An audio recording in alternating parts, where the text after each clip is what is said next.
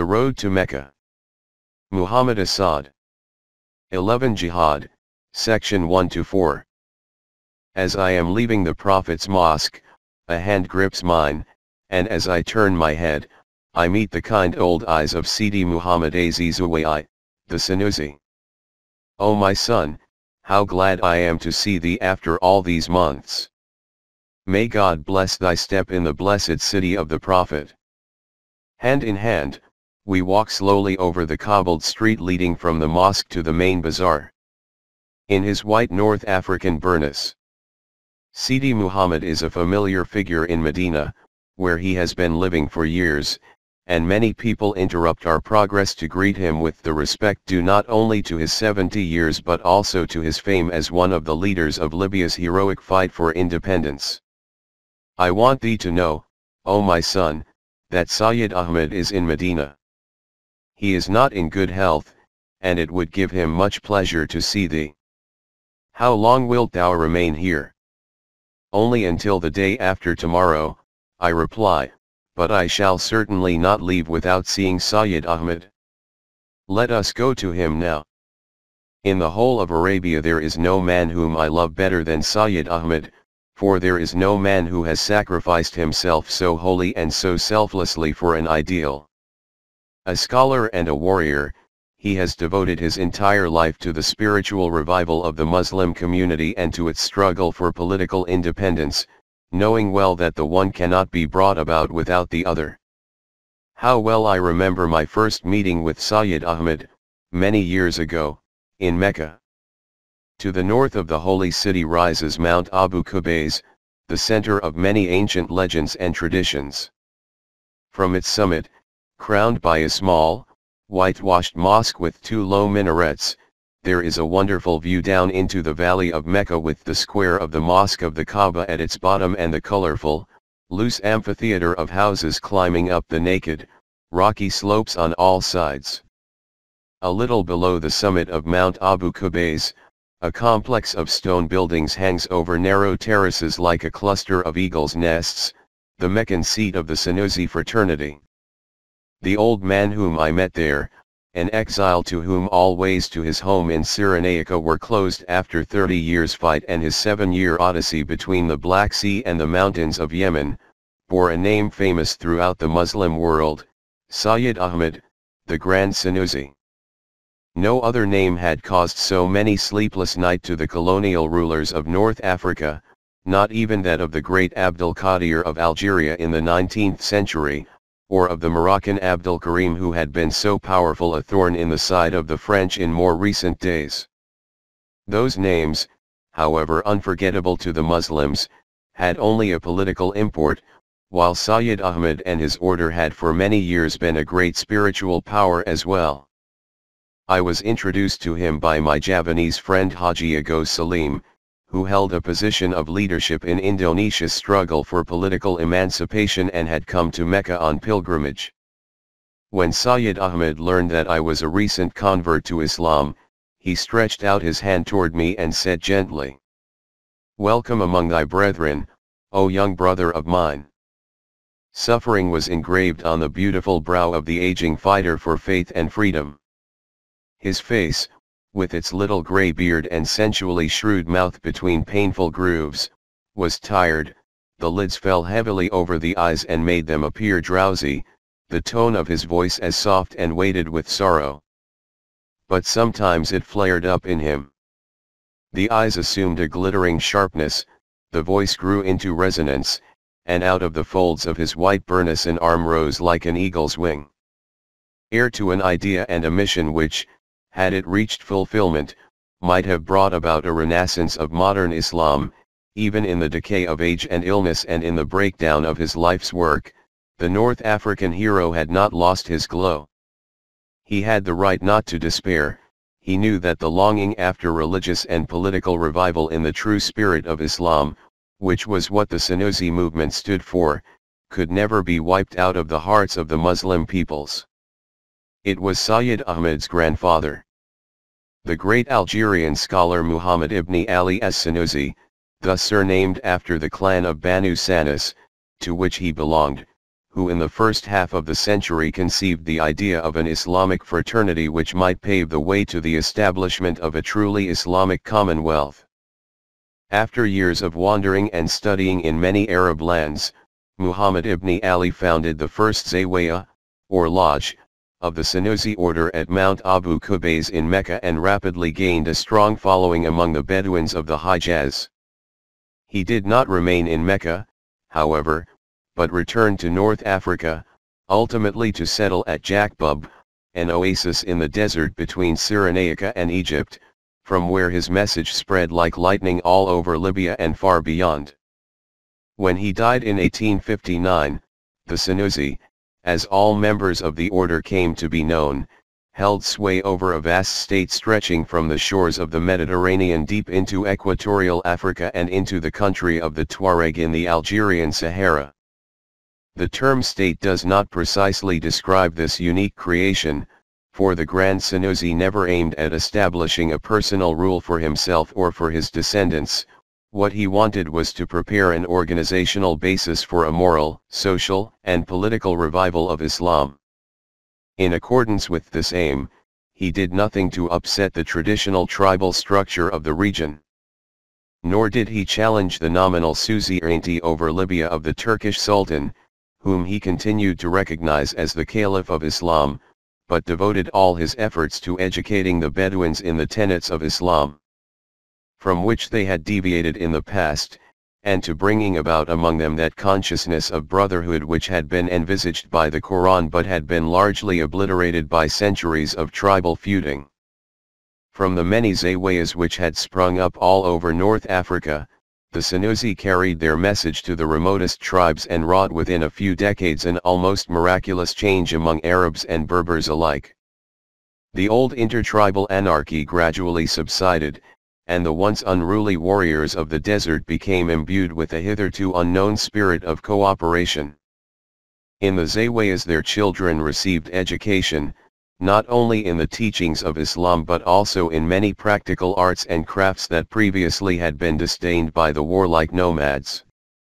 They were induced to drill more and better wells in areas which for centuries had lain barren, and under Sunusi guidance prosperous plantations began to dot the desert. Trade was encouraged, and the peace engendered by the Sunusi made travel possible in parts where in past years no caravan could move unmolested. In short, the influence of the order was a powerful stimulus to civilization and progress, while its strict orthodoxy raised the moral standards of the new community far above anything which that part of the world had ever experienced. Almost to a man, the tribes and their chieftains willingly accepted the spiritual leadership of the Grand Sunusi, and even the Turkish authorities in Libya's coastal towns found that the moral authority of the order made it vastly easier for them to deal with the once so difficult Bedouin tribes. Thus, while the order concentrated its efforts on a progressive regeneration of the indigenous people, its influence became in time almost indistinguishable from actual governmental power. This power rested on the order's ability to rouse the simple Bedouins and the Tuareg of North Africa out of their erstwhile sterile formalism in matters religious, to fill them with a desire to live truly in the spirit of Islam and to give them the feeling that all of them were working for freedom, human dignity, and brotherhood. Never since the time of the Prophet had there been anywhere in the Muslim world a large-scale movement as closely approximating the Islamic way of life as that of the Sunusi. This peaceful era was shattered in the last quarter of the 19th century, when France began to advance southward from Algeria into equatorial Africa, and to occupy, step by step, regions that previously had been independent under the spiritual guidance of the order. In defense of their freedom, the founder's son and successor, Muhammad al-Mahdi, was forced to take to the sword and was never able to lay it down. This long struggle was a true Islamic jihad, a war of self-defense, thus defined by the Quran: fight in the way of God against those who fight against you, but do not yourselves be aggressors, for, verily, God does not love aggressors. Fight against them until there is no longer oppression and all men are free to worship God. But if they desist, all hostility shall cease. But the French did not desist, they carried their tricolor on their bayonets deeper and deeper into Muslim lands. When Muhammad al-Mahdi died in 1902, his nephew Sayyid Ahmed followed him in the leadership of the order. From the age of 19, during his uncle's lifetime and later when he himself became Grand Senussi, he was engaged in the fight against French encroachment in what is now French Equatorial Africa. When the Italians invaded Tripolitania and Cyrenaica in 1911, he found himself fighting on two fronts, and this new and more immediate pressure forced him to transfer his main attention to the north. Side by side with the Turks and after the latter abandoned Libya, alone. Sayyid Ahmed and his Senussi Mujahideen, as these fighters for freedom called themselves, waged war against the invaders with such success, that in spite of their superior armaments and numbers, the Italians could keep only a precarious foothold in a few coastal towns. The British, then solidly entrenched in Egypt and obviously none too anxious to see the Italians expand into the interior of North Africa, were not hostile to the Senussi. Their neutral attitude was of utmost importance to the order since all the supplies of the Mujahideen came from Egypt, where they enjoyed the sympathy of practically the whole population. It is quite probable that this British neutrality would in the long run have enabled the Senussi to drive the Italians entirely out of Cyrenaica. But in 1915 Turkey entered the Great War on the side of Germany, and the Ottoman Sultan, as Caliph of Islam, called upon the Grand Senussi to assist the Turks by attacking the British in Egypt. The British, naturally more than ever concerned about safeguarding the rear of their Egyptian possession, urged Sayyid Ahmed to remain neutral. In exchange for his neutrality, they were prepared to accord political recognition to the Senussi order in Libya, and even to cede to it some of the Egyptian oases in the western desert. Had Sayyid Ahmed accepted this offer, he would only have followed what common sense categorically demanded. He did not owe any particular loyalty to the Turks, who had signed away Libya to the Italians some years earlier, leaving the Senussi to fight on alone. The British had not committed any act of hostility against the Senussi but, on the contrary, had allowed them to receive supplies from Egypt, and Egypt was their sole avenue of supply. Moreover, the Berlin-inspired jihad which the Ottoman Sultan had proclaimed certainly did not fulfill the requirements laid down by the Quran. The Turks were not fighting in self-defense but rather had joined a non-Muslim power in an aggressive war.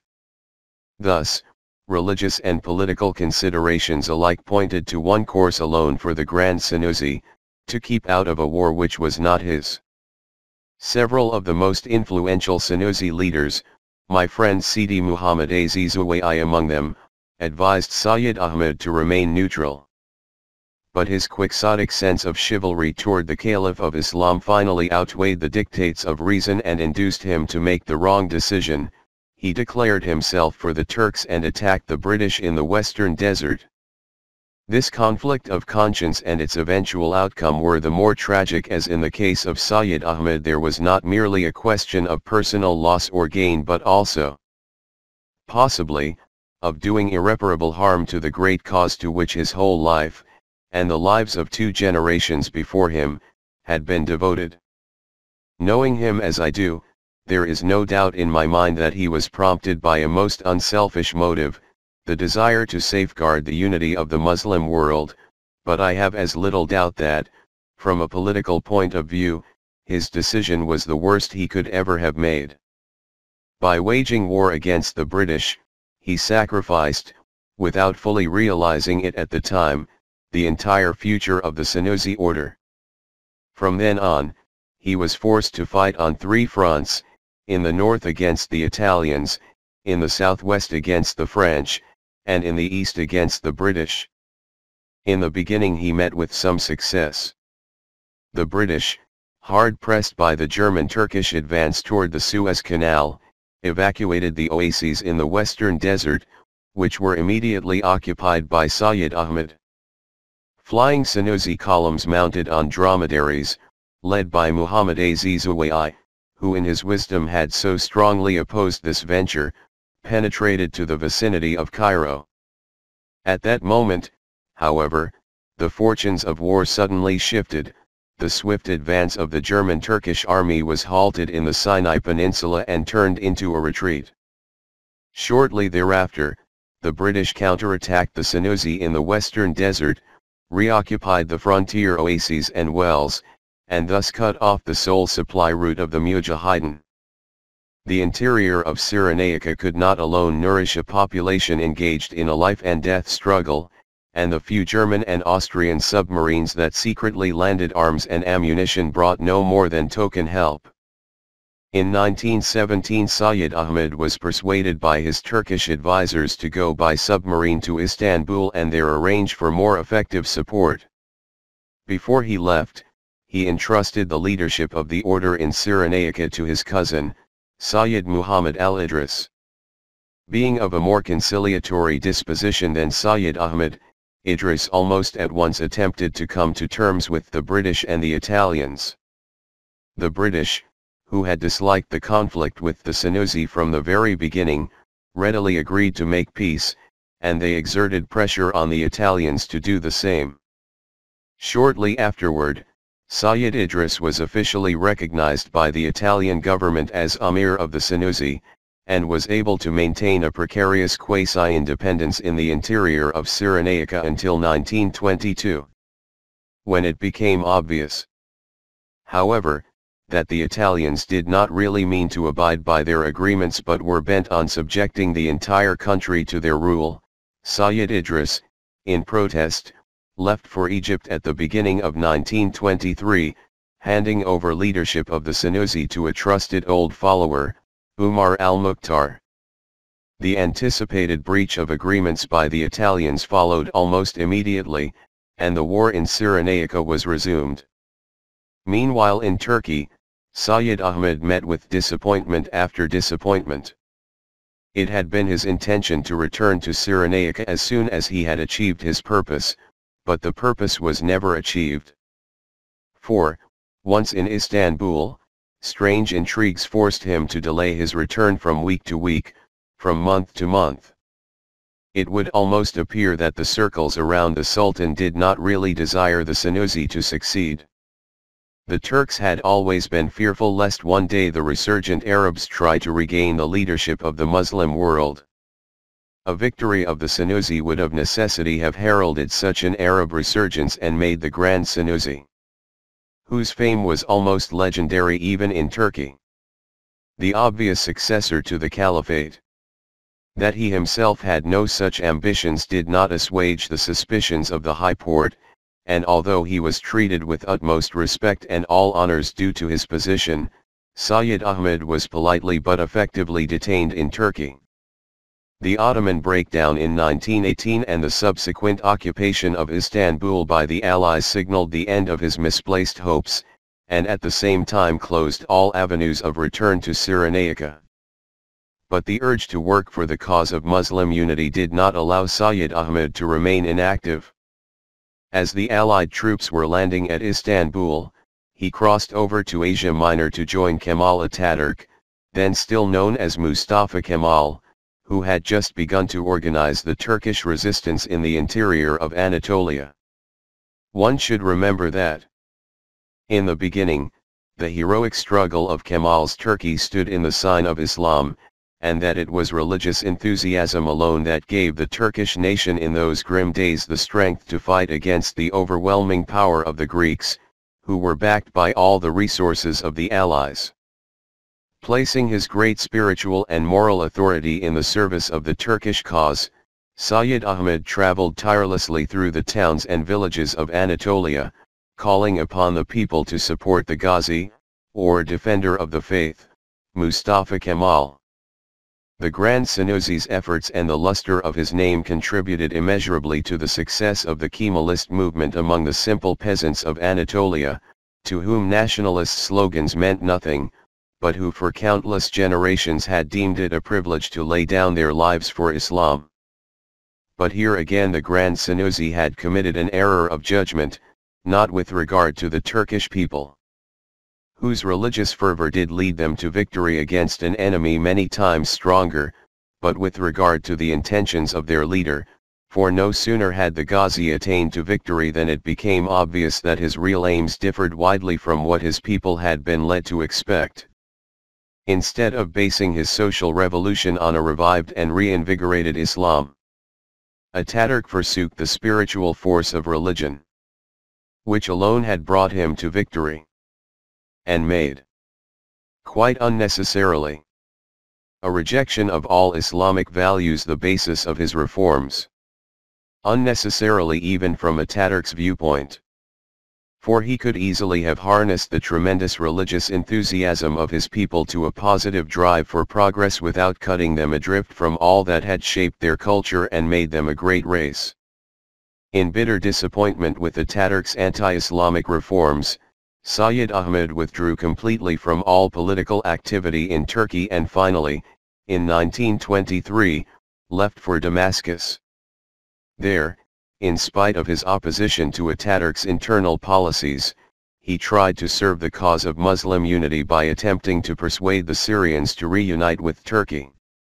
The French Mandatory government viewed him, naturally, with utmost distrust, and when, toward the end of 1924, his friends learned that his arrest was imminent, he escaped by car across the desert to the frontier of Najd and thence proceeded to Mecca, where he was received warmly by King Ibn Saud. 2. And how are the Mujahideen faring, O Sidi Muhammad? I ask, for I have been without news from Cyrenaica for nearly a year. The round, white-bearded face of Sidi Muhammad Azizawai darkens. The news is not good, O my son. The fighting has ended some months ago. The Mujahideen have been broken, the last bullet has been spent. Now only God's mercy stands between our unhappy people and the vengeance of their oppressors. And what about Sayyid Idris? Sayyid Idris, replies Sidi Muhammad with a sigh, Sayyid Idris is still in Egypt, powerless, waiting, for what? He is a good man, God bless him, but no warrior. He lives with his books, and the sword does not sit well in his hand.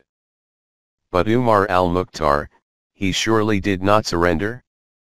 Did he escape to Egypt? Sidi Muhammad stops in his tracks and stares at me in astonishment. Umar? So thou hast not heard even that? Heard what?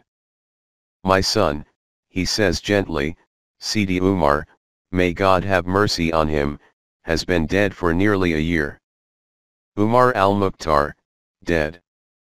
That lion of Cyrenaica, whose 70-odd years did not prevent him from fighting, to the last, for his country's freedom, dead. For 10 long, grim years he was the soul of his people's resistance against hopeless odds, against Italian armies 10 times more numerous than his, armies equipped with the most modern weapons, armored cars, aeroplanes and artillery, while Umar and his half-starved Mujahideen had nothing but rifles and a few horses with which to wage a desperate guerrilla warfare in a country that had been turned into one huge prison camp. I can hardly trust my own voice as I say, for the last year and a half, ever since I returned from Cyrenaica, I have known that he and his men were doomed. How I tried to persuade him to retreat into Egypt with the remnants of the Mujahideen, so that he might remain alive for his people. And how calmly he brushed aside my attempts at persuasion, knowing well that death, and nothing but death, awaited him in Cyrenaica, and now, after 100 battles, that long-waiting death has at last caught up with him. But, tell me, when did he fall? Muhammad Azizawai shakes his head slowly, and as we emerge from the narrow bazaar street into the open, dark square of Al-Makkah, he tells me. He did not fall in battle. He was wounded and captured alive. And then the Italians killed him. Hanged him like a common thief. But how could they? I exclaim. Not even Graziani would dare to do such a terrible thing. But he did, he replies, with a wry smile. It was General Graziani himself who ordered him to be hanged. Sidi Umar and a score of his men were deep in Italian-held territory when they decided to pay their respects to the tomb of Sidi Rafi, the Prophet's companion, which was in the vicinity. Somehow the Italians learned of his presence and sealed off the valley on both sides with many men. There was no way to escape. Sidi Umar and the Mujahideen defended themselves until only he and 2 others remained alive. At last his horse was shot dead under him and, in falling, pinned him to the ground. But the old lion continued firing his rifle until a bullet shattered one of his hands, and then he continued firing with the other hand until his ammunition ran out. Then they got hold of him and carried him, bound, to Soluk. There he was brought before General Graziani, who asked him, "What wouldst thou say if the Italian government, in its great clemency, would allow thee to live? Art thou prepared to promise that thou wilt spend thy remaining years in peace?" But Sidi Umar replied, "I shall not cease to fight against thee and thy people until either you leave my country or I leave my life. And I swear to thee by him who knows what is in men's hearts that if my hands were not bound this very moment, I would fight thee with my bare hands, old and broken as I am." Thereupon General Graziani laughed and gave the order that Sidi Umar be hanged in the marketplace of Soluk, which they did. And they herded together many thousands of Muslim men and women from the camps in which they were imprisoned and forced them to witness the hanging of their leader. 3. Still hand in hand, Muhammad Azizawai and I proceed in the direction of the Sanusi Zawaya. Darkness lies over the vast square, and the noises of the bazaar have been left behind. The sand crunches under our sandals. Here and there a group of resting load camels can be discerned, and the line of houses on the distant periphery of the square shows indistinctly against the cloudy night sky. It reminds me of the fringe of a distant forest, like those juniper forests on the tableland of Cyrenaica where I first encountered Sidi Umar al-Mukhtar, and the memory of that fruitless journey wells up within me with all its tragic flavor of darkness and danger and death. I see the somber face of Sidi Umar bent over a small, flickering fire and hear his husky, solemn voice, "We have to fight for our faith and our freedom until we drive the invaders away or die ourselves. We have no other choice." It was a strange mission that brought me to Cyrenaica in the late January of 1931.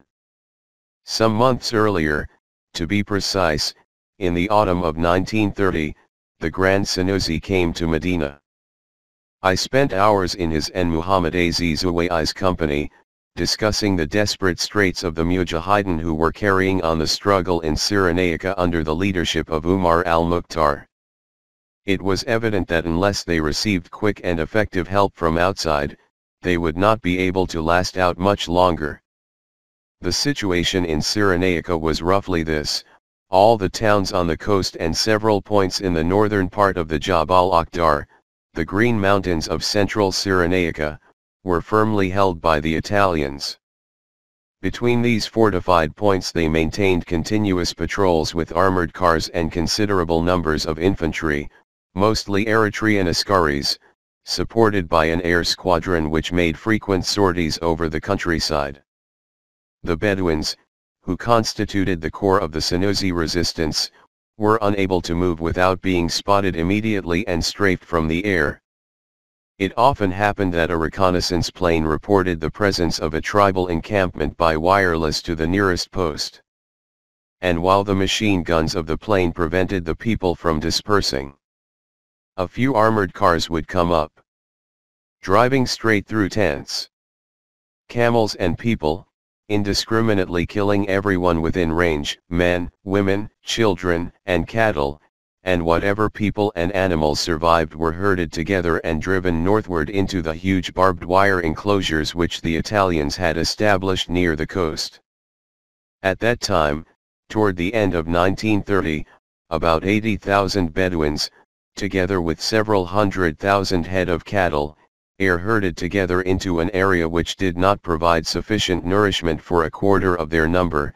In result, the death rate among man and beast was appalling. In addition to this, the Italians were erecting a barbed wire barrier along the Egyptian border from the coast southward to Jakbub in order to make it impossible for the guerrillas to obtain supplies from Egypt. The valiant Maghariba tribe under their indomitable chieftain, Al-Atawish, Umar al-Mukhtar's right-hand man, were still putting up a stiff resistance near the western coast of Cyrenaica, but most of the tribe had already been overwhelmed by the superior numbers and equipment of the Italians. Deep in the south, the Zuwayya tribe, led by 90-year-old Abu Kurayyim, were still fighting desperately despite the loss of their tribal center, the Jalu oases.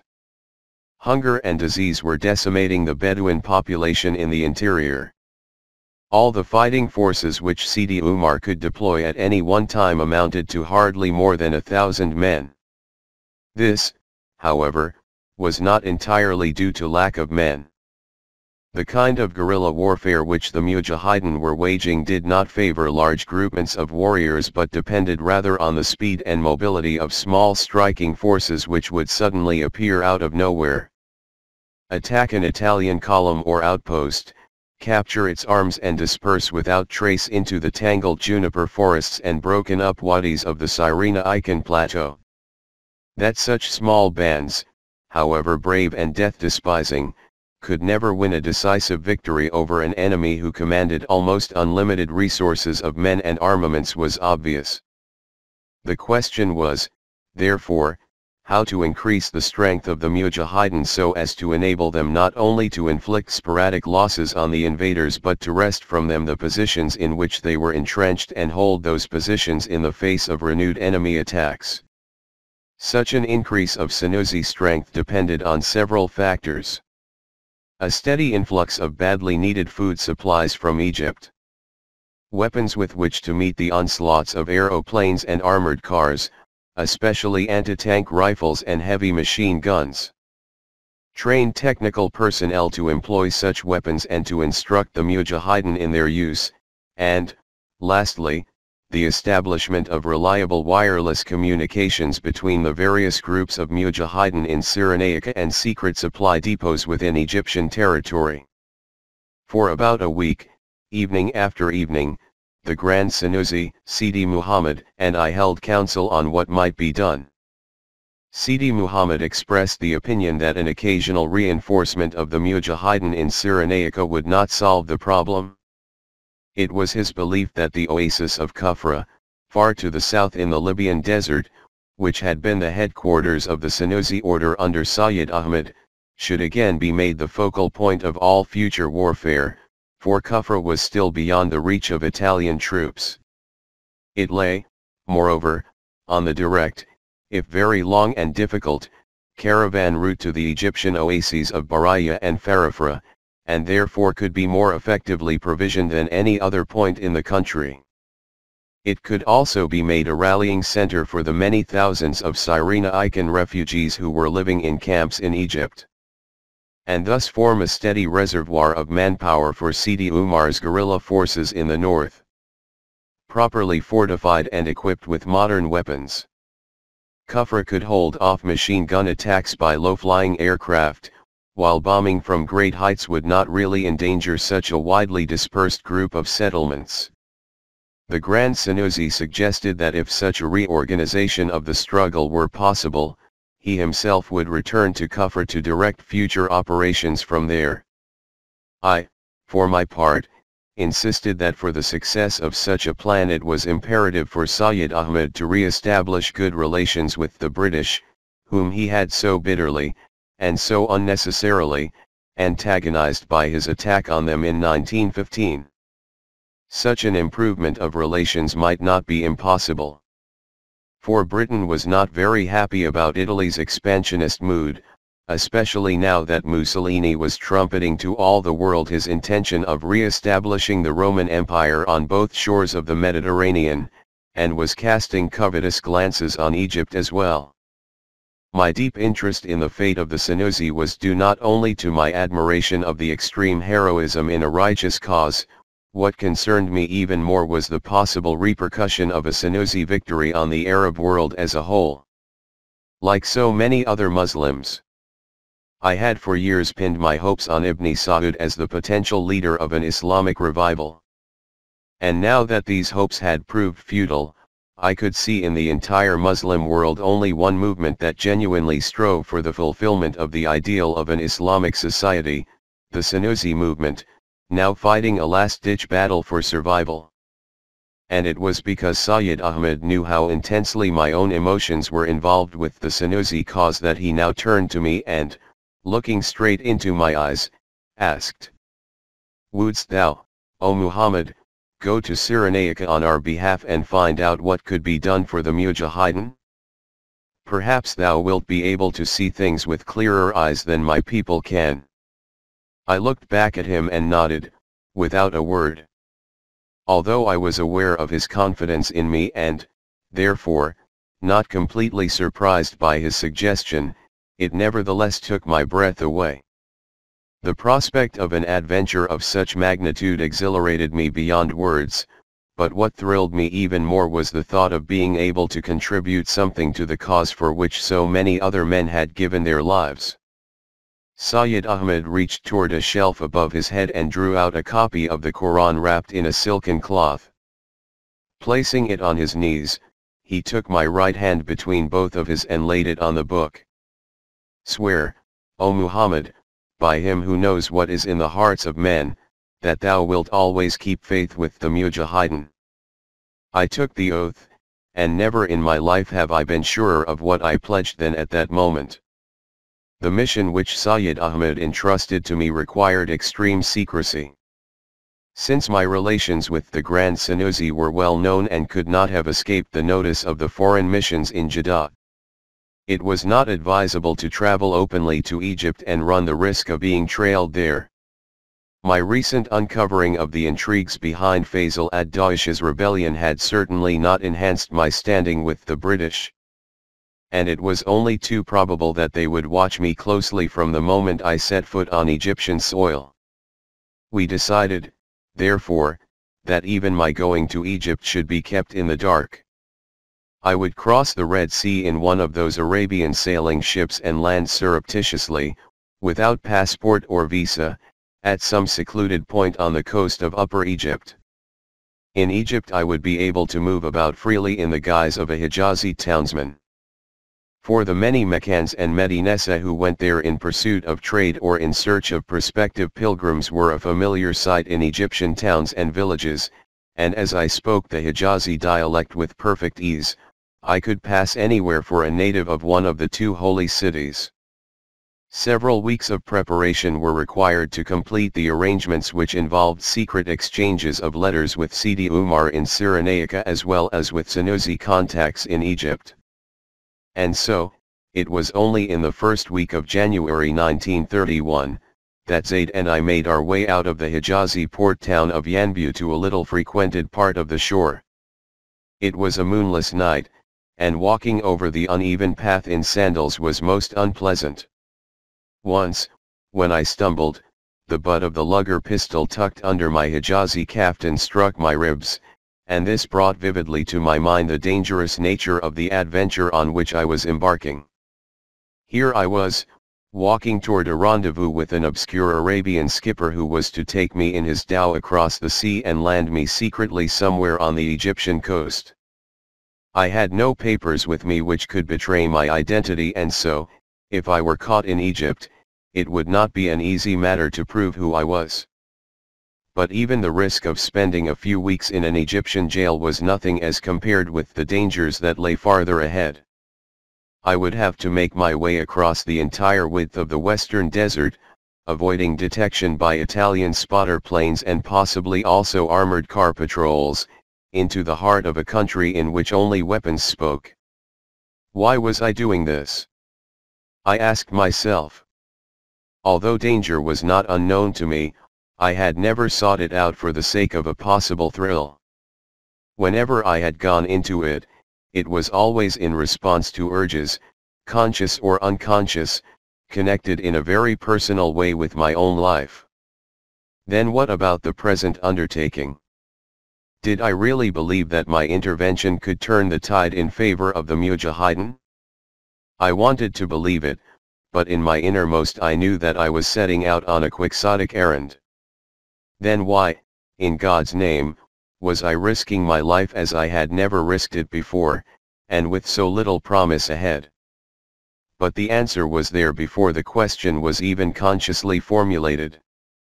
When I had come to know Islam and accepted it as my way of life, I had thought that all my questioning and searching had come to an end. Only gradually, very gradually, did I become aware that this was not the end. For to accept a way of life as binding for oneself was, to me at least, inextricably bound up with a desire to pursue it among like-minded people, and not only to pursue it in a personal sense but also to work for its social fruition within the community of my choice.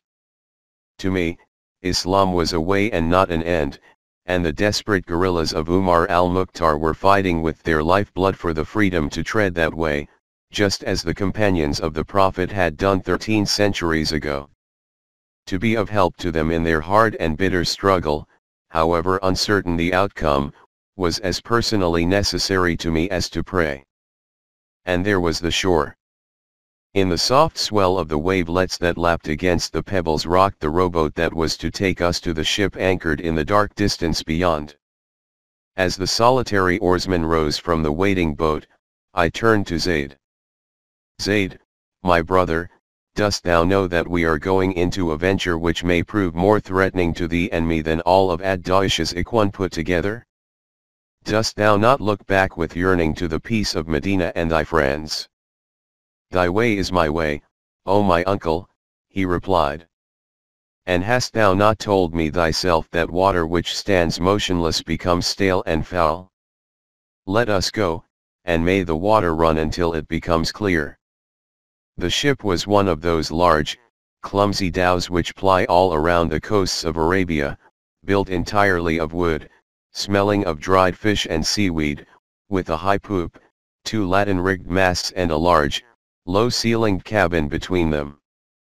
The Rais, or skipper, was a wizened old Arab from Muscat. The small, beady eyes that peered at me from beneath the folds of a voluminous, multicolored turban bore a wary expression that spoke of long years spent in illicit hazards and adventures, and the curved, silver-encrusted dagger in his sash did not seem to be mere ornament. Marhaba, ya marhaba, O my friends! He cried as we clambered aboard. This is an hour of good augury. How many times, I mused, had he given the same hearty welcome to poor Hajis whom he surreptitiously took on board in Egypt and, without any further thought to their welfare, landed on the coasts of the Hijaz, so that they might avoid paying the heavy pilgrimage tax which the Saudi government had imposed on those who wished to make the pilgrimage to the house of God. And how many times had he used exactly these words to the slave traders who, in sharp violation of the law of Islam, had captured some wretched Ethiopians to sell in the slave markets of Yemen. But then, I consoled myself, the experience which our Rais must have gained, however questionable its background, could be only to our advantage, for he knew his way around the Red Sea as few other sailors did, and could be relied upon to set us down on a safe shore.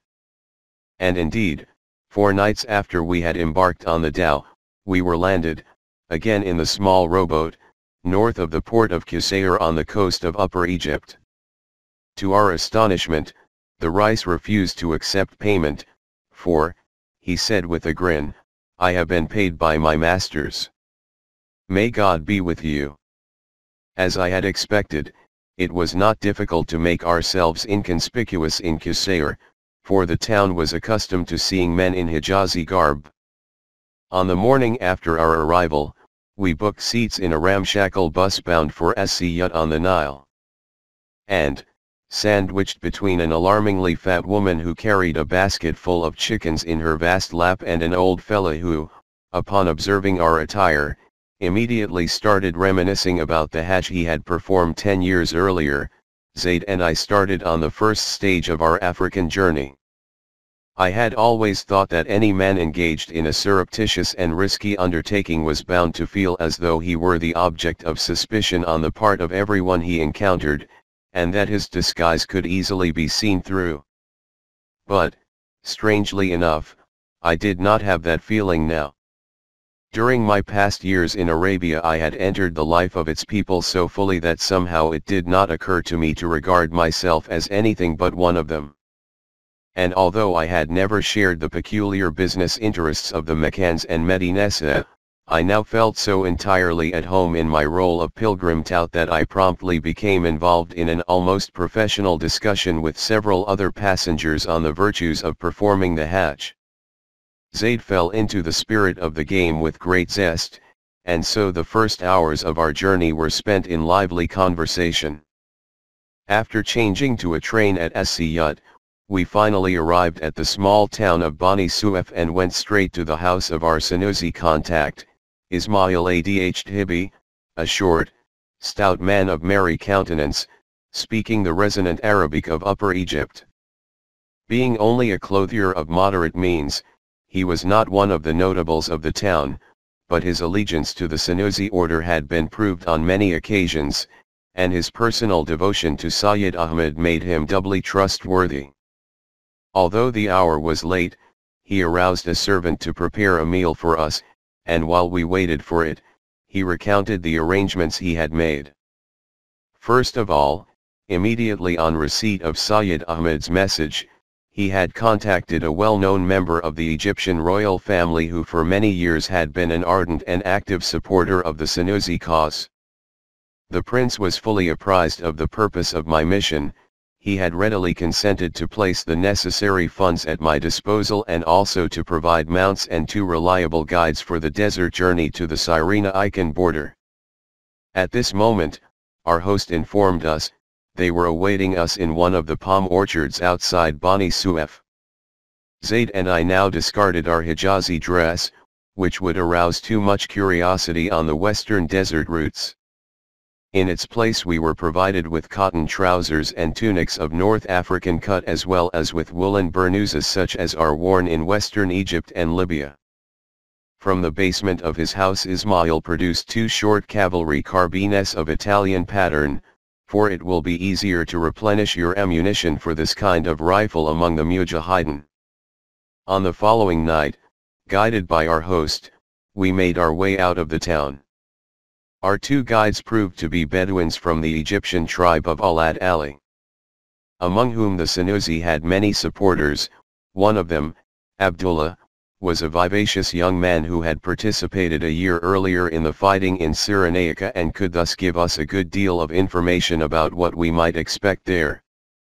The other, whose name I have forgotten, was a gaunt, morose fellow who spoke only rarely but showed himself no less trustworthy than the more personable Abdullah. The 4 camels they had with them, strong, speedy dromedaries of Bishairan breed, had obviously been chosen for their quality. They carried saddles not much different from those to which I had been accustomed in Arabia.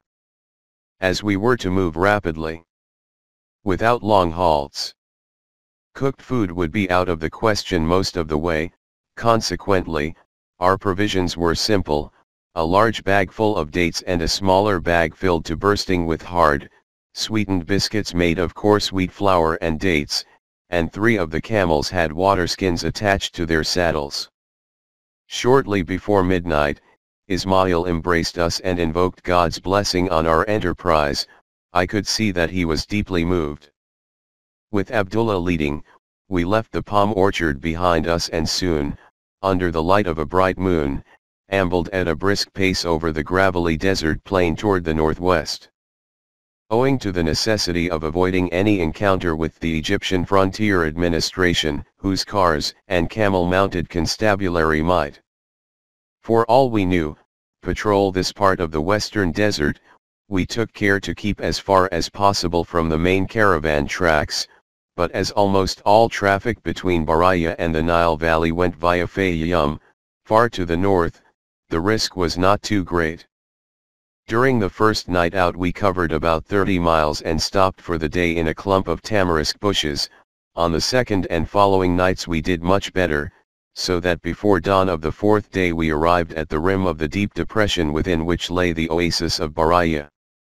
While we encamped under cover of some boulders outside the oasis, which consisted of several separate settlements and plantations, the chief of them being the village of Baywatai, Abdullah made his way on foot down the steep, rocky incline into the palm-covered depression to seek out our contact man at Baywatai. He would not be able to return before nightfall, and so we lay down to sleep in the shadow of the rocks, a pleasant rest after the strain and cold of our night-long ride.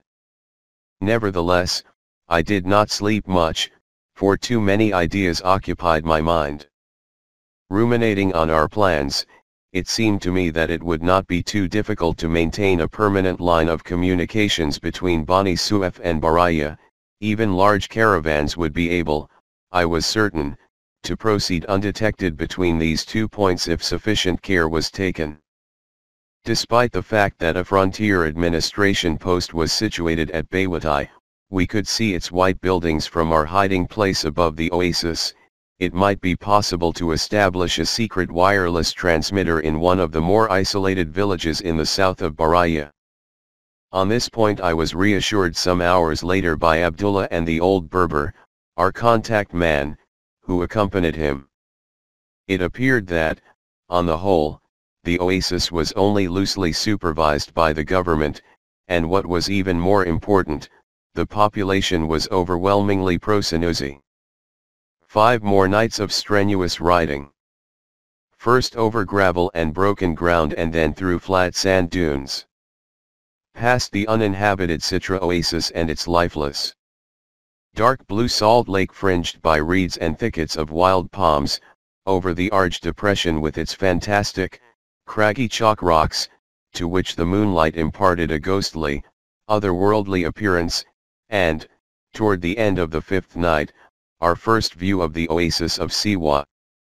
For years it had been one of my most cherished desires to visit this remote oasis which once had been the seat of an Ahriman temple and an oracle famous throughout the ancient world, but somehow my desire had never been fulfilled. And now it lay before me in the rising dawn, a vast expanse of palm groves surrounding a solitary hill on which the houses of the town, rooted in the rock-like cave dwellings, rose tier upon tier toward a tall, conical minaret that topped the flat summit.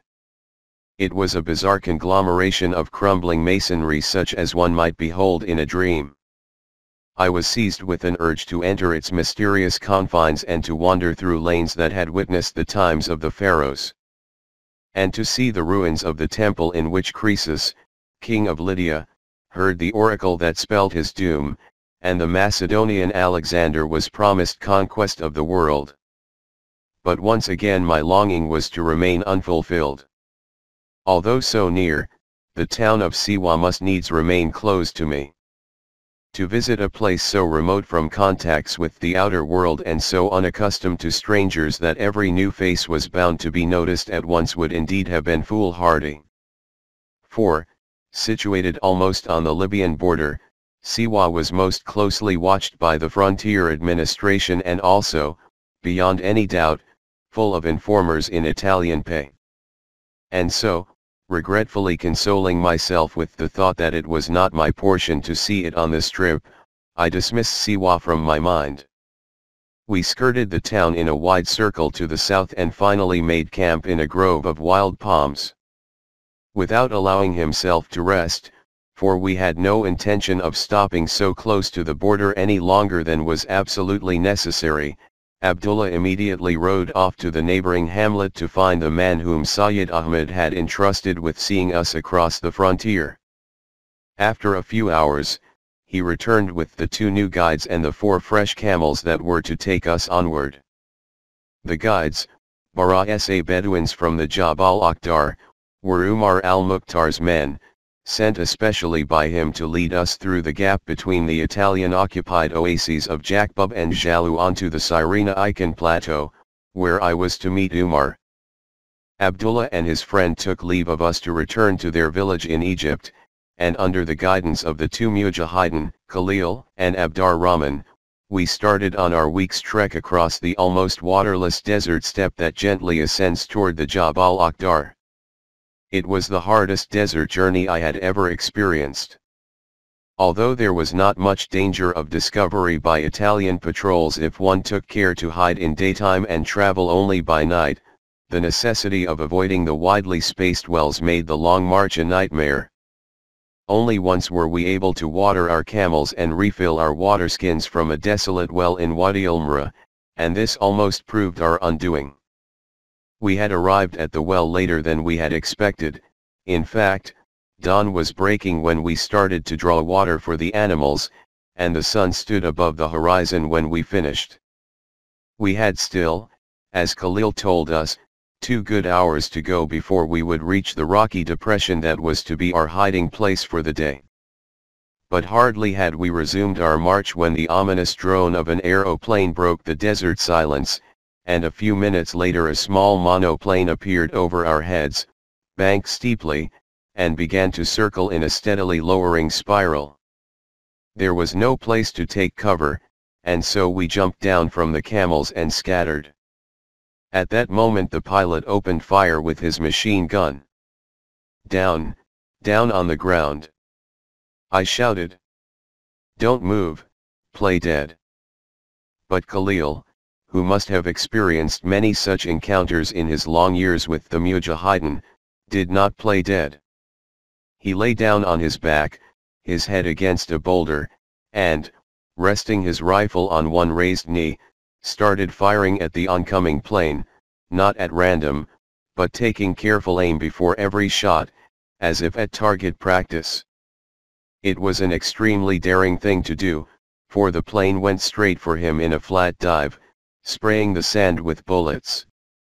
But one of Khalil's shots must have hit the plane, for suddenly it swerved, turned its nose upward and rapidly gained altitude. The pilot had probably decided that it would not be worthwhile to shoot up 4 men at the risk of his own safety. He circled once or twice above us, and then disappeared toward the east, in the direction of Jakbub. "Those Italian sons of dogs are cowards," Khalil announced calmly as we reassembled.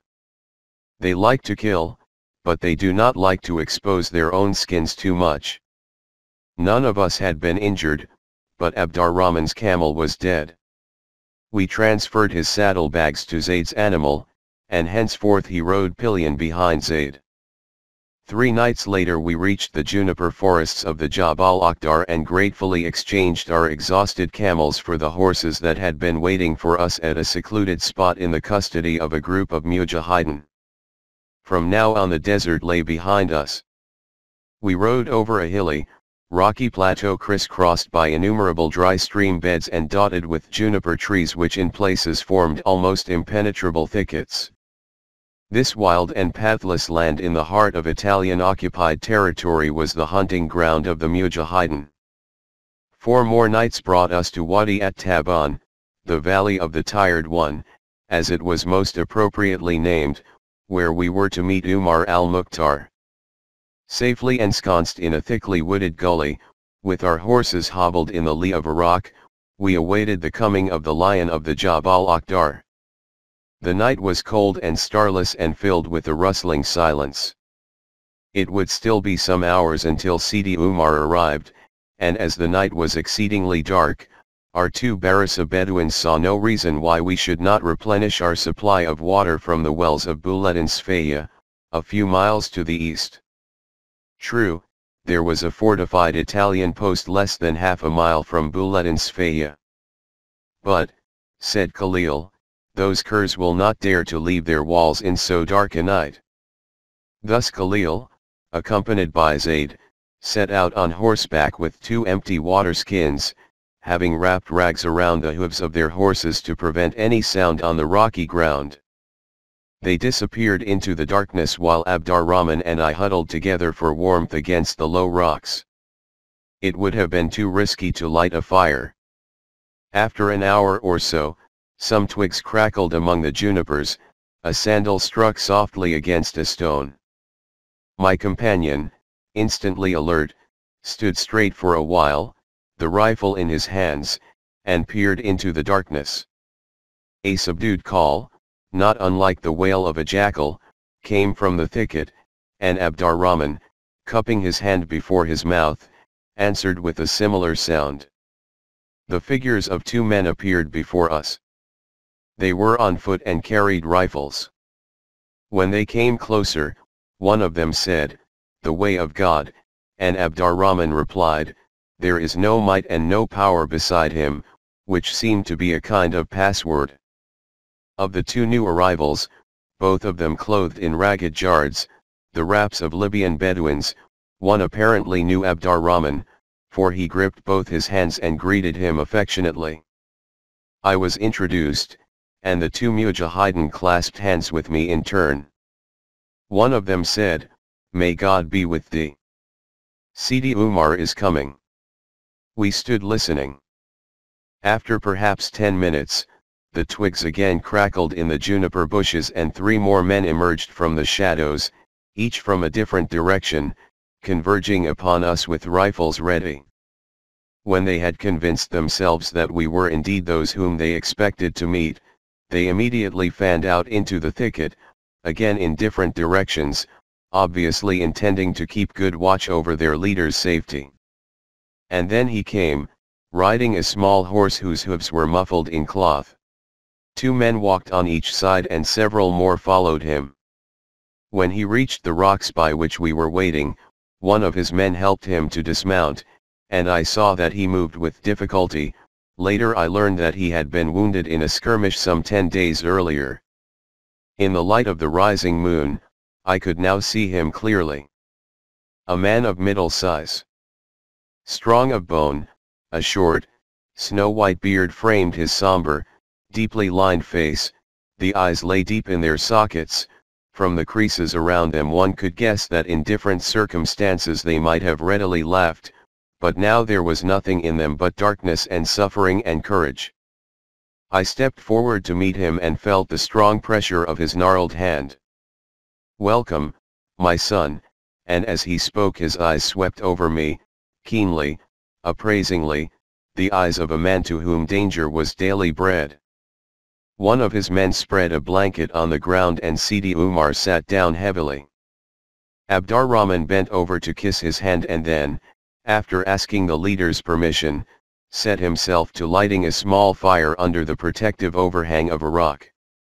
In the faint glow of the fire, Sidi Umar read the letter from Sayyid Ahmed which I had brought with me. He read it carefully, folded it, held it for a moment over his head, a gesture of respect and devotion one almost never sees in Arabia but often in North Africa, and then turned toward me with a smile. "Sayyid Ahmed, may God lengthen his life, has good words to say about thee. Thou art ready to help us. But I do not know where help could come from, save from God, the mighty, the bountiful. We are indeed reaching the end of our allotted time. But this plan which Sayyid Ahmed has evolved," I interposed, "could it not be a new beginning? If steady supplies could be arranged and Kufr made the base of future operations, could not the Italians be held?" I had never seen a smile so bitter, so hopeless as that with which Sidi Umar answered me, "Kufra? Kufra is lost. It was occupied by the Italians about a fortnight ago." This news stunned me. Throughout all the past months, Sayyid Ahmed and I had been building our plans on the supposition that Kufra could be made a rallying point for intensified resistance. With Kufra gone, nothing remained to the Senussi but the tortured plateau of the Jabal Akhdar, nothing but the steadily tightening vice of Italian occupation, loss of point after point, a slow, relentless strangulation. How did Kufra fall? With a weary gesture, Sidi Umar motioned to one of his men to come closer. "Let this man tell thee the story. He is one of the few who have escaped from Kufra. He came to me only yesterday." The man from Kufra sat down on his haunches before me and pulled his ragged burnous around him. He spoke slowly, without any tremor of emotion in his voice, but his gaunt face seemed to mirror all the horrors he had witnessed. They came upon us in 3 columns, from 3 sides, with many armored cars and heavy cannon. Their aeroplanes came down low and bombed houses and mosques and palm groves. We had only a few hundred men able to carry arms, the rest were women and children and old men. We defended house after house, but they were too strong for us, and in the end only the village of Al-Hawari was left to us. Our rifles were useless against their armored cars, and they overwhelmed us. Only a few of us escaped. I hid myself in the palm orchards waiting for a chance to make my way through the Italian lines, and all through the night I could hear the screams of the women as they were being raped by the Italian soldiers and Eritrean askaris. On the following day an old woman came to my hiding place and brought me water and bread. She told me that the Italian general had assembled all the surviving people before the tomb of Sayyid Muhammad al-Mahdi, and before their eyes he tore a copy of the Quran into pieces, threw it to the ground and set his boot upon it, shouting, "Let your Bedouin prophet help you now, if he can." And then he ordered the palm trees of the oasis to be cut down and the wells destroyed, and all the books of Sayyid Ahmed's library burned. And on the next day he commanded that some of our elders and ulama be taken up in an aeroplane, and they were hurled out of the plane high above the ground to be smashed to death. And all through the second night I heard from my hiding place the cries of our women and the laughter of the soldiers, and their rifle shots. At last, I crept out into the desert in the dark of night and found a stray camel and rode away. When the man from Kufra had concluded his terrible tale, Sidi Umar gently drew me to himself and repeated, "So thou canst see, my son, we have indeed come close to the end of our allotted time." And, as if in reply to the unspoken question in my eyes, he added, "We fight because we have to fight for our faith and our freedom until we drive the invaders out or die ourselves. We have no other choice. To God we belong and unto Him do we return. We have sent away our women and children to Egypt, so that we should not have to worry about their safety when God wills us to die." A muffled drone became audible somewhere in the dark sky. With almost a reflex movement, one of Sidi Umar's men threw sand on the fire. The plane, no more than a vague shape against the moonlit clouds, passed fairly low over us on its eastward flight, and the sound of its engine slowly died away. "But, Sidi Umar," I said, "would it not be better for thee and thy mujahideen to withdraw into Egypt while there is still a way open? For in Egypt it would perhaps be possible to bring together the many refugees from Cyrenaica and to organize a more effective force. The struggle here ought to be halted for a time, so that the people might regain some of their strength. I know that the British in Egypt are not too happy at the thought of having a strong Italian position on their flank. God knows, they might perhaps close their eyes to your preparations if you could convince them that you do not regard them as enemies. No, my son, it is too late for that. What thou speakest of was possible 16 years ago, before Sayyid Ahmed, may God lengthen his life, took it upon himself to attack the British in order to help the Turks, who did not help us. Now it is too late. The British will not move a finger to make our lot easier, and the Italians are determined to fight us to the finish and to crush all possibility of future resistance. Should I and my followers go now to Egypt, we would never be able to return. And how could we abandon our people and leave them leaderless, to be devoured by the enemies of God? What about Sayyid Idris? Does he share thy views, Sidi Umar? Sayyid Idris is a good man, a good son of a great father.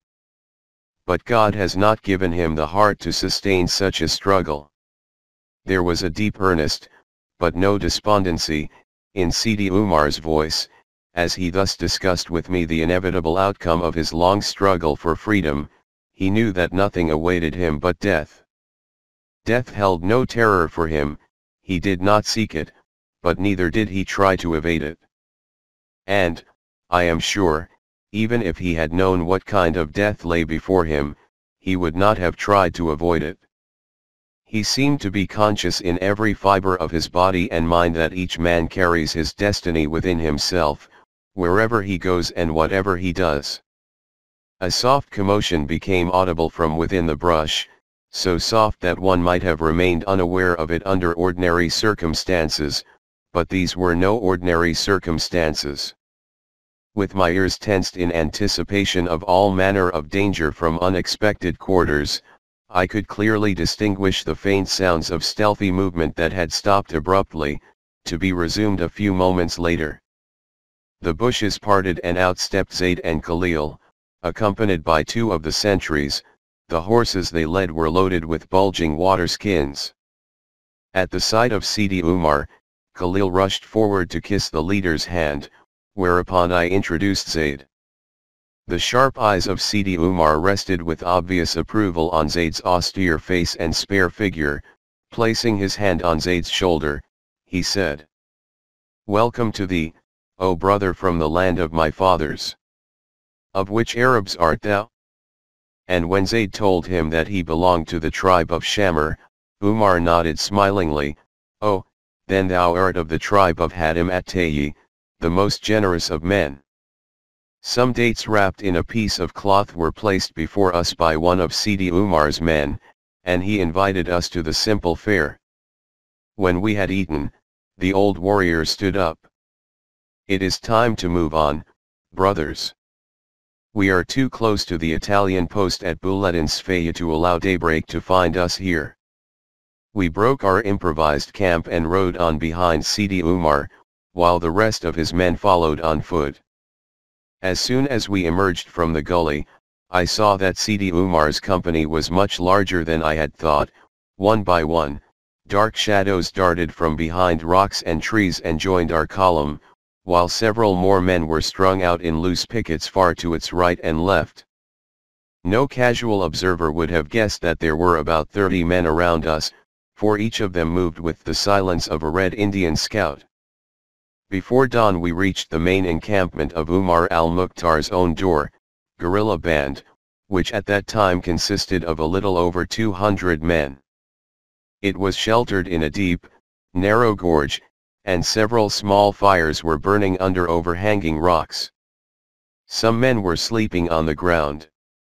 Others, blurred shadows in the grayness of early dawn, were busy with various camp tasks, cleaning their arms, fetching water, cooking meals, or tending to the few horses that were tethered to trees here and there. Almost all seemed to be clothed in rags, and neither then nor later did I see a single hole jarred or burnous in the entire group. Many of the men wore bandages which spoke of recent encounters with the enemy. To my surprise, I perceived two women, one old and one young, in the camp. They sat near one of the fires, apparently engrossed in repairing a torn saddle with crude bodkins. "These two sisters of ours go with us wherever we go," said Sidi Umar in reply to my mute astonishment. "They have refused to seek the safety of Egypt together with the rest of our women and children. They are mother and daughter. All their men have been killed in the struggle." For 2 days and a night, during which the camp was shifted to another place within the forests and gorges of the plateau, Sidi Umar and I went over every possibility of arranging more regular supplies for the Mujahideen. A trickle was still coming from Egypt. Ever since Sayyid Idris had reached an understanding with them during the period of his armistice with the Italians, the British authorities seemed to be willing to look, once again, with a certain tolerance upon Senussi activities within Egyptian territory so long as they remained limited to local moves. In particular, they took no official notice of the small groups of warriors who occasionally succeeded in breaking through the Italian lines and came to Salem, the nearest Egyptian town on the coast, to sell their war booty, mostly Italian mules, in exchange for badly needed food stores.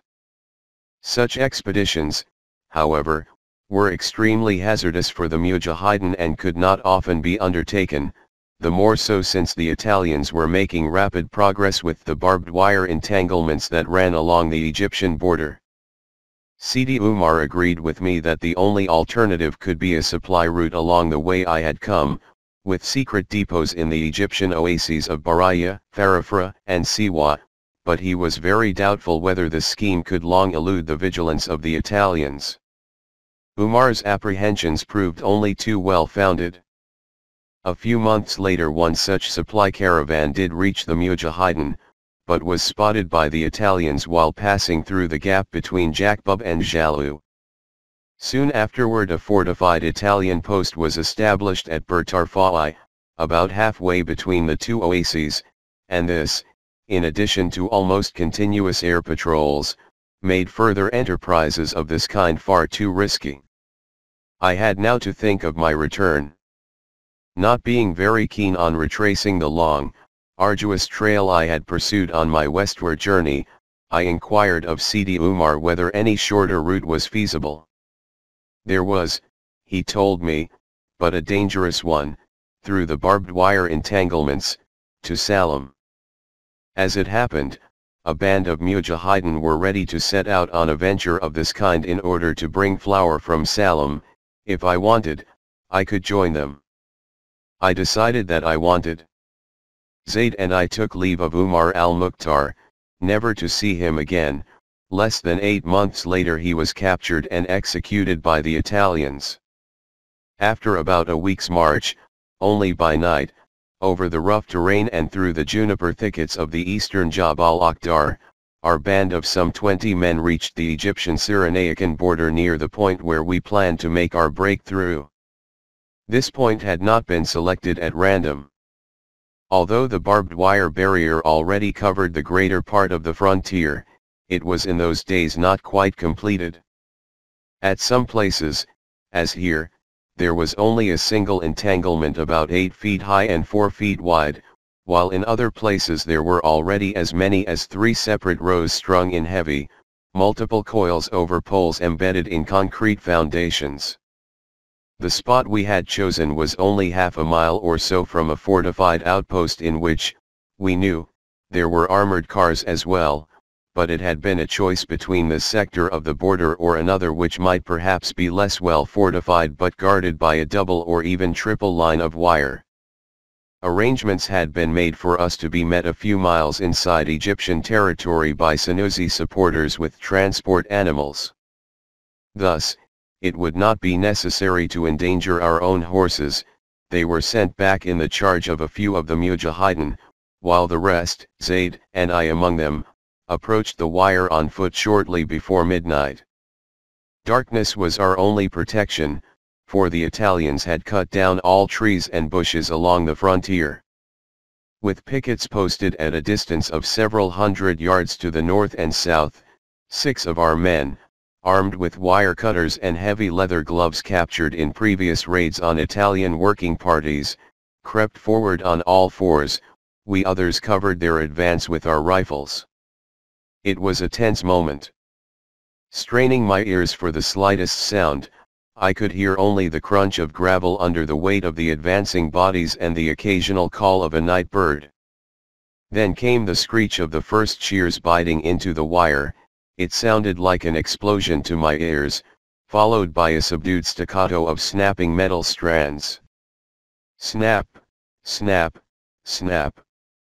Grating and snapping, deeper and deeper into the entanglement. Another bird call broke through the night, but this time it was not a bird but a signal from one of our pickets in the north announcing the approach of danger. And almost at the same moment we heard the drone of a motor coming toward us. A searchlight swept obliquely into the air. Like one man, we threw ourselves to the ground, except for the wire cutters who went on with their work in desperate haste, no longer bothering about stealth but cutting, hacking into the wire with shears and rifle butts, like men possessed. A few seconds later a shot rang out, our northern sentry. The crew of the armored car must have sighted him, for the beam of the searchlight suddenly swept downward and we heard the ominous rattle of a machine gun. The roar of the engine increased in volume and the black silhouette bore down upon us, its beam catching us squarely on the ground. A blast of machine gun fire followed. The gunner had apparently aimed too high. I could hear the whiz and whine of the bullets as they passed over our heads. Lying on our bellies, we answered the fire with our rifles. "The searchlight, the searchlight!" Someone shouted. "Aim at the searchlight!" And the searchlight went out, apparently shattered by the bullets of our sharpshooters. The armored car came to an abrupt halt, but its machine gunner continued firing blindly. At that instant a shout from ahead of us announced that the breakthrough was completed, and, one by one, we squeezed ourselves through the narrow opening, ripping our clothes and our flesh on the barbed wire. A sound of running steps, and two more jart-clad figures threw themselves into the gap in the entanglement, our sentries rejoining us. The Italians were apparently loath to leave the car and engage us in open fight. And then we stood on Egyptian soil, or, rather, we continued to run, followed for a while by erratic firing from across the border, taking cover behind boulders, sand ridges and isolated bushes. Dawn found us well inside Egyptian territory and out of danger. Of our 20-odd men, 5 were missing, presumably dead, and 4 wounded, though none seriously. "God has been merciful to us," said one of the wounded mujahideen. "Sometimes we lose half of our men in crossing the wire. But then, none ever dies whom God, exalted be his name, has not willed to die. And does not the Holy Book say, 'Speak not of those who are slain in the way of God as dead, for they are alive'?" 2 weeks later, returning by way of Marsa Matra and Alexandria to Upper Egypt and thence, as prearranged, by dhow back to Yanbu, Zaid and I found ourselves once again in Medina.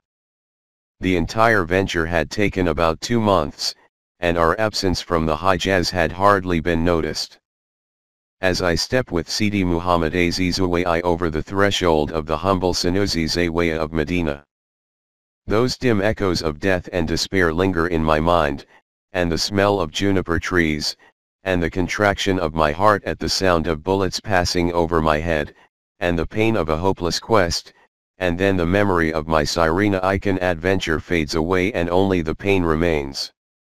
4. And once again I stand before the Grand Sanusi and look upon the old warrior's tired face, and once again I kiss the hand that has held a sword so long that it cannot hold it any longer. God bless thee, my son, and make thy way secure. It is over a year since we last met, and the year has seen the end of our hopes. But praise be unto God, whatever he may decree. It must indeed have been a sorrowful year for Sayyid Ahmed. The furrows around his mouth are deeper and his voice is lower than ever. The old eagle is broken. He sits huddled on the carpet, his white burnous wrapped tightly about him as if for warmth, staring wordlessly into an endless distance.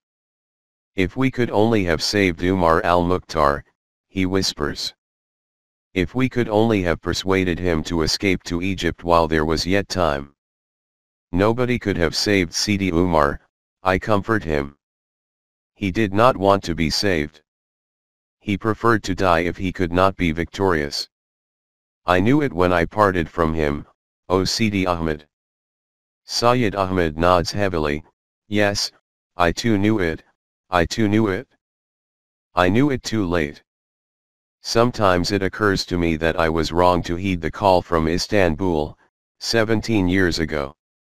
Was not that perhaps the beginning of death not only for Umar but for all the Sanusi?" To this I have no reply, for I have always felt that Sayyid Ahmed's decision to start his unnecessary war against the British was the most fatal mistake of his life. "But," adds Sayyid Ahmed, "how could I have done otherwise when the Caliph of Islam asked me for help? Was I right or was I foolish? But who, except God, can say whether a man is right or foolish if he follows the call of his conscience? Who can say, indeed? The Grand Sanusi's head sways slowly from side to side in a perplexity of pain. His eyes are veiled behind drooping lids, and with sudden certainty I know that they will never again flare up with a flame of hope,